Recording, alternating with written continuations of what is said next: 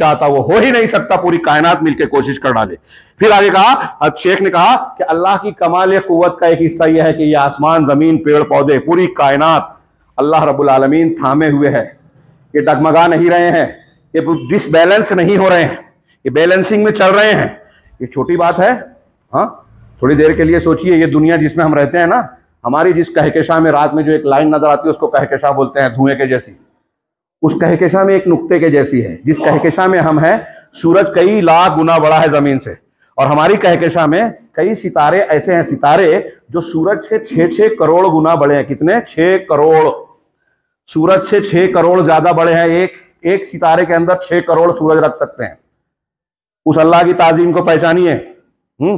अल्लाह कैसी अजमत वाला है, चला रहा है इस निजाम को। और ऐसे कितने सितारे हैं नहीं मालूम, कितनी कहकशां नहीं मालूम, और ये आसमान के नीचे हैं।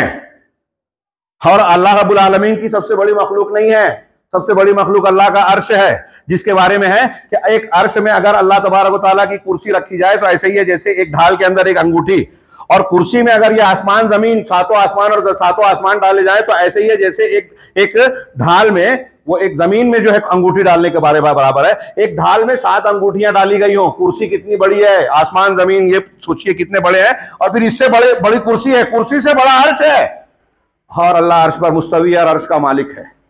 अल्लाह कितना बड़ा है, कैसी ताजीम है। इतनी बड़ी बड़ी चीजों को पैदा करने वाला हम देख के कहते हैं अल्लाह अकबर, कैसा पहाड़ है। हाँ, पहाड़ की बड़ाई को देखकर हम हैबत ज़दा हो जाते हैं। पहाड़ इतना बड़ा, तो दुनिया में पहाड़ है, ये दुनिया पहाड़ से बहुत बड़ी है। दुनिया से बड़ा सूरज है, सूरज से बड़े सितारे हैं, उससे बड़े बड़े सितारे हैं, फिर उससे बड़ा आसमान है, आसमान से बड़ी कुर्सी है, कुर्सी से बड़ा अर्श है। हम बड़ा बड़ा देखकर जो है हैरत ज़दा हो रहे हैं। तो सोचिए कि इन सबको पैदा करने वाला कितना बड़ा है।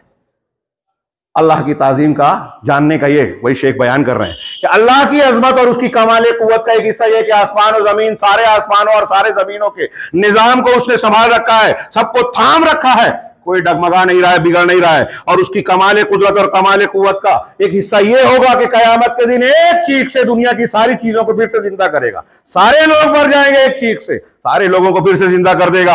हाँ, सबको इकट्ठा करेगा। और उसकी कमाल कुदरत का एक हिस्सा यह है कि उसने पिछली सरकश कौमों को जो है अपने अजाब का शिकार बनाया, तो आन के आन में जिसका फैसला किया उसको मलिया मेट कर दिया, तहस नहस और नेस्त तो नाबूद कर दिया।